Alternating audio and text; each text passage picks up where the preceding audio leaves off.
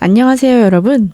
혹시 이런 말 들어보셨나요? 밥을 같이 먹어보면 그 사람을 알 수 있다. 사람 마음은 밥 먹을 때 제일 느슨해집니다. 밥 먹을 때 그 사람의 마음과 배려심이 그대로 드러나요. 그래서 오늘은 밥 먹을 때 사람의 본성이 드러나는 순간 탑6를 함께 나눠보려고 합니다. 들으시면서 내 주변 사람은 어떤 행동을 하는지 같이 한번 떠올려 보세요.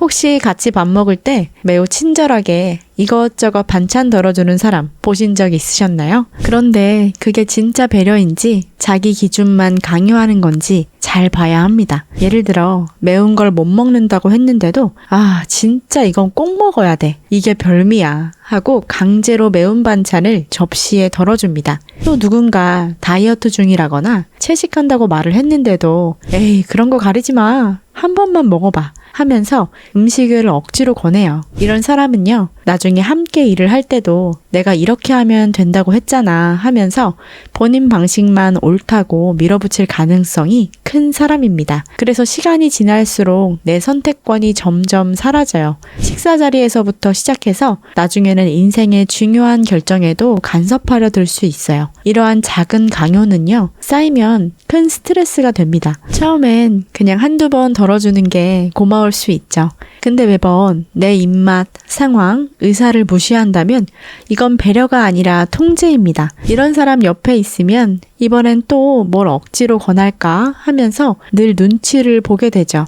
진짜 좋은 사람은요, 이거 맛있는데 먹어볼래? 하고 먼저 물어보고 싫다고 하면 이거 안 좋아하는구나 하고 쿨하게 넘어갑니다. 사소하지만 이러한 작은 배려를 가진 사람은 주변 사람들의 마음을 편하게 해주는 사람일 가능성이 높습니다. 두 번째는요, 작고 사소한 것 같지만 은근히 사람 마음이 딱 드러나는 순간입니다. 같이 밥 먹을 때 우리가 제일 많이 겪는 게 뭐냐면 딱 하나 남은 반찬 누가 먹을까? 하는 순간이 있잖아요. 이런 거 한 번쯤 다들 경험해 보셨죠?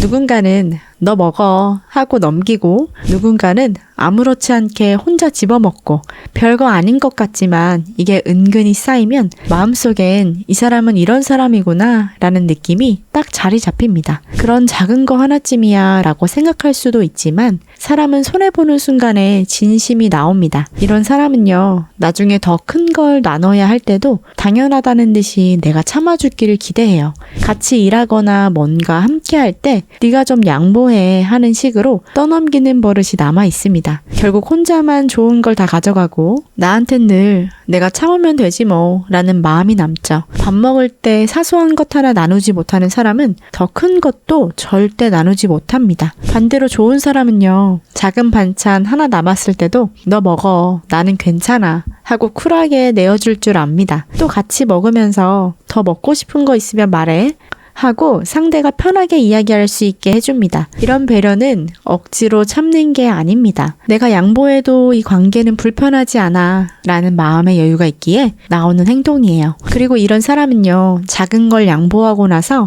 내가 이렇게 해줬잖아 하며 생색내지 않습니다. 당연히 해야 할 배려라고 생각하기 때문이에요. 결국 좋은 사람과 밥을 먹으면 밥맛도 좋고 마음도 편해집니다.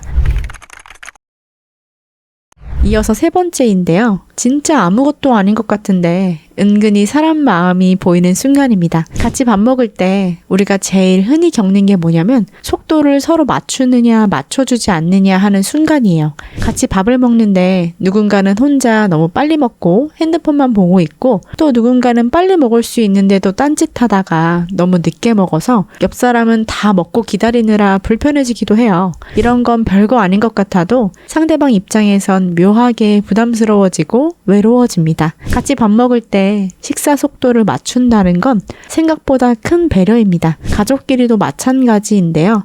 명절에 식구들이랑 밥 먹을 때 혼자 급하게 먹고 방에 들어가 버리는 사람. 어쩌면 나랑 밥 먹는 시간이 별로 중요하지 않구나 하는 서운함이 쌓일 수도 있죠.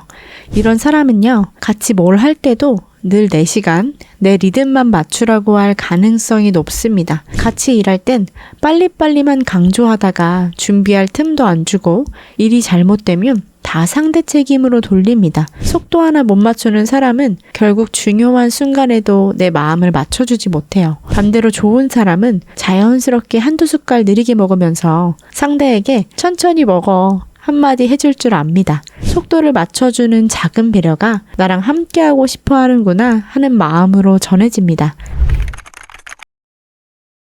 네 번째는요. 사람 마음이 어떤지가 가장 확실하게 잘 보이는 순간입니다. 같이 밥 먹으러 갔는데 음식점 직원에게 반말하거나 작은 실수 하나에도 큰 소리 치는 사람 있죠. 처음엔 나한테는 잘해주니까 착각할 수도 있어요. 근데 이런 모습은 결국 힘 있는 사람한테는 약하고 자기보다 약하다고 생각하는 사람에게는 쉽게 무례해진다는 신호입니다. 때로는 음식 주문이 조금 늦어졌다고 왜 이렇게 늦어요? 하고 짜증을 냅니다. 혹은 계산할 때 카드 단말기가 잘 안 된다거나 작은 실수에도 아 진짜 왜 이렇게 못해 하며 사람 많은 데서 민망하게 만들어요.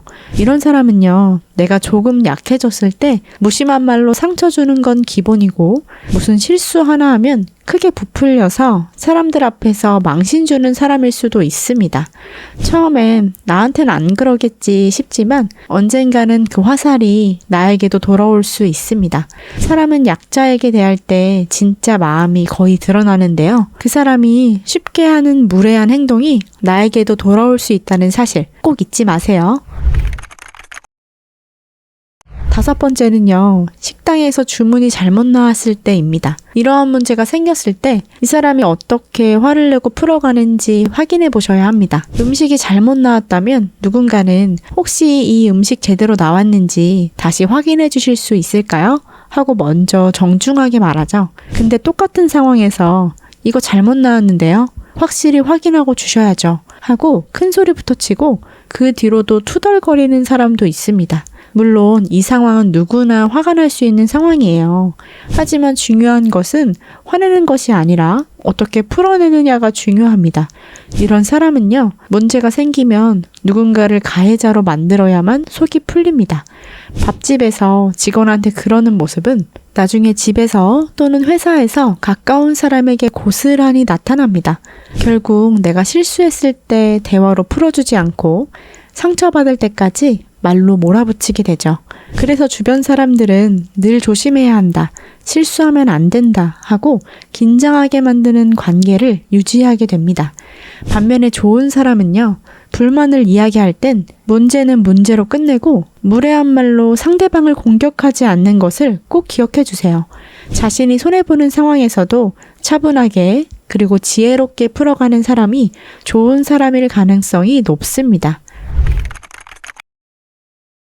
여섯 번째는요. 식당에 갔을 때 대화를 하다 보면 이 사람이 내 마음을 얼마나 존중해주고 있는지 알 수 있어요. 식당에서 혼자만 떠드는 사람 있잖아요. 자기 얘기로 분위기 띄우고 웃기고 다 좋은데 정작 내 얘기는 귀담아 듣지 않는 사람. 처음엔 유쾌한 사람 같아 보여도 시간이 지나면 아, 이 사람은 나에게 관심이 없구나 라는 게 느껴집니다. 예를 들어 내가 오늘 있었던 일이나 속상했던 얘기를 꺼내면 그랬구나. 아, 근데 있잖아. 하고 금방 자기 얘기로 돌아가 버려요. 이런 사람은요, 나중에 중요한 얘기를 꺼내야 할 때도 뭐 그렇게까지 예민해. 너는 원래 그런 스타일이잖아. 하면서 나의 마음을 가볍게 넘겨버립니다. 밥은 같이 먹어도 마음은 혼자라는 느낌이 드는 거죠. 반대로 좋은 사람은요, 질문하고 맞장구 치고 그때 너는 어땠어? 하고 관심을 돌려줍니다. 이런 대화를 하는 사람 옆에 있으면 내가 작아지지 않는다라는 안정감이 생깁니다. 여러분, 지금까지의 내용 들어보니 어떠신가요? 한번 주변 사람들을 떠올려 보세요. 이런 모습으로 보이지는 않았나 같이 점검해 보시면 좋을 것 같습니다. 사람 관계는 거창한 자리에서 만들어지지 않습니다. 소소하게 함께 밥 먹을 때 배려심 있는 작은 태도가 서로의 신뢰감을 쌓아줍니다. 혹시 식사 자리에서 사람의 본성을 알게 되는 여러분만의 특별한 방법이 있으신가요? 댓글에 남겨주시면 함께 공감해 보겠습니다. 오늘도 시청해 주셔서 감사합니다.